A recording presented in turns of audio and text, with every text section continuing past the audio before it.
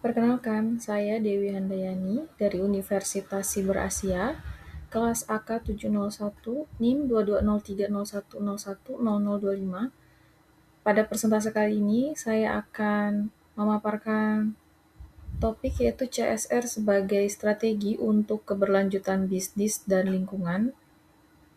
Presentasi kali ini merupakan tugas semester dari mata kuliah Kepemimpinan dan Etika Bisnis, dan sebagai dosen pengampu yaitu Ibu Nurhayati Siregar.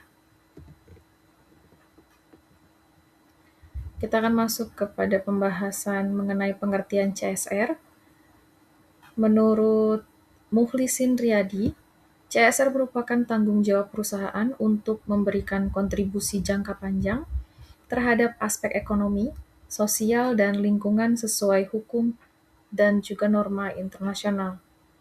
Sementara menurut Coulter dan Nancy, CSR adalah komitmen perusahaan untuk meningkatkan kesejahteraan masyarakat melalui praktik bisnis yang baik dan kontribusi sumber daya. Dapat disimpulkan, Corporate Social Responsibility atau yang sering disebut CSR adalah komitmen perusahaan untuk bertanggung jawab secara sosial terhadap masyarakat, lingkungan, dan juga pemangku kepentingan lain di luar kepentingan bisnis semata. CSR bukan hanya sekedar kegiatan filantropi, tetapi bagian dari strategi perusahaan untuk berkontribusi pada pembangunan berkelanjutan.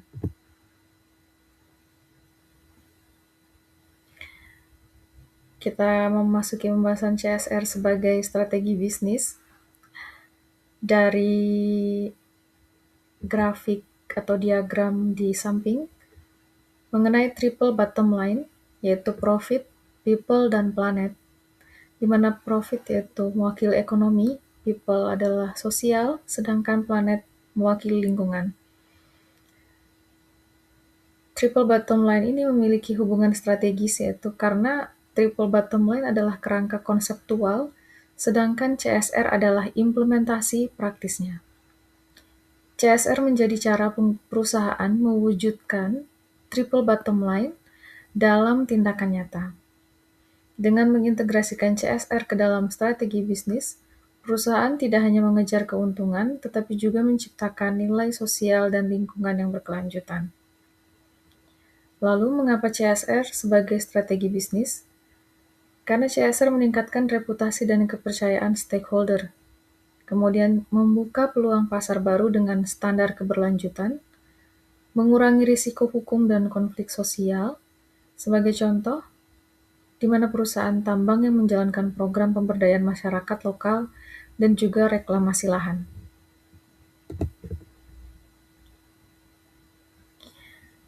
Kita akan membahas CSR untuk keberlanjutan lingkungan.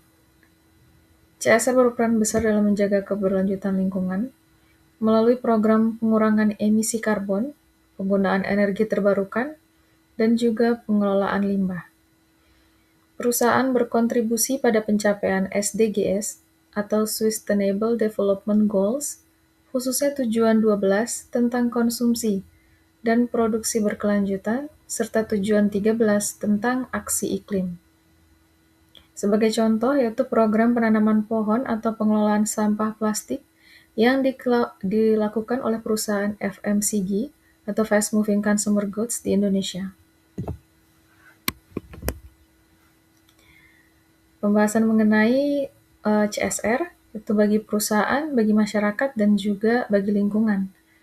Manfaat yang pertama bagi perusahaan itu meningkatkan citra dan reputasi perusahaan karena perusahaan dipandang peduli dan bertanggung jawab, kemudian membangun kepercayaan stakeholder yaitu konsumen, investor, pemerintah, lebih percaya pada perusahaan yang beretika. Meningkatkan loyalitas konsumen, masyarakat cenderung memilih produk dari perusahaan yang peduli sosial dan lingkungan, kemudian memperkuat loyalitas karyawan merasa bangga bekerja di perusahaan yang peduli. Menciptakan peluang bisnis baru, misalnya produk ramah lingkungan yang diminati pasar global. Mengurangi resiko hukum dan sosial, karena CSR membantu perusahaan menghindari konflik dengan masyarakat atau juga dengan regulator. Lalu manfaat CSR bagi masyarakat, Itu pemberdayaan ekonomi lokal, misalnya program UMKM atau pelatihan keterampilan, akses pendidikan dan kesehatan, pemberian beasiswa, klinik gratis, atau kampanye kesehatan, peningkatan kualitas hidup, yaitu masyarakat mendapatkan manfaat langsung dari program CSR, hubungan harmonis dengan perusahaan, mengurangi potensi konflik sosial di masyarakat. Kemudian manfaat CSR bagi lingkungan, pengurangan dampak negatif, yaitu CSR mendorong pengelolaan limbah, efisiensi energi, dan pengurangan emisi, serta pelestarian sumber daya alam dengan program penghijauan, konservasi air, dan juga program daur ulang. Lalu kesadaran lingkungan, karena kampanye CSR meningkatkan kepedulian masyarakat terhadap isu lingkungan.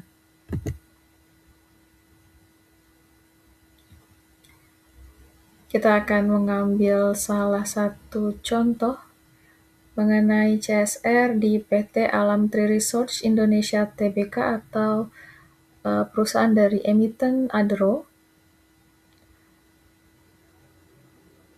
PT Alam Tri Research Indonesia Tbk adalah salah satu perusahaan tambang besar di Indonesia yang menerapkan CSR sebagai strategi bisnis berkelanjutan, terutama melalui program reklamasi pasca tambang. Dari triple bottom line, yaitu ada 3 unsur, profit, people, and planet. Dari profit, reklamasi tambang bukan hanya kewajiban hukum, tetapi juga strategi menjaga keberlanjutan bisnis.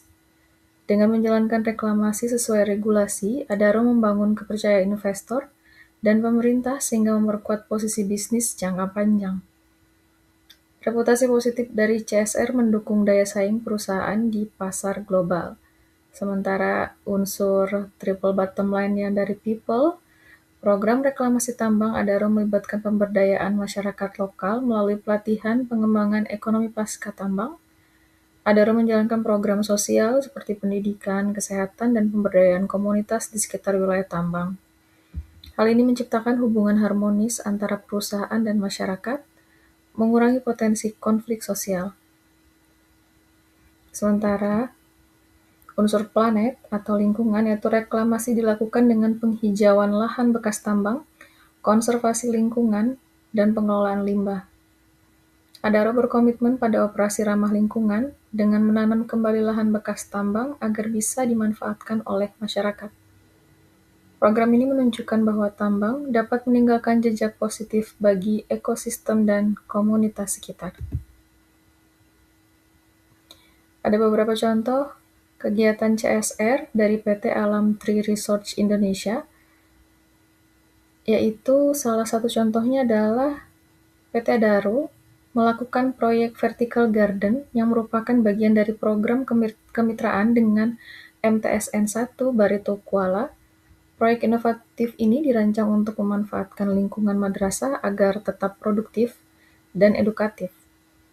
Proyek kebun vertikal ini menggunakan instalasi bertingkat yang menanam berbagai jenis tanaman hias dan juga tanaman obat. Selain memperindah lingkungan, hasilnya juga digunakan sebagai sumber bahan ajar prakarya serta mendukung program kantin sehat di madrasah.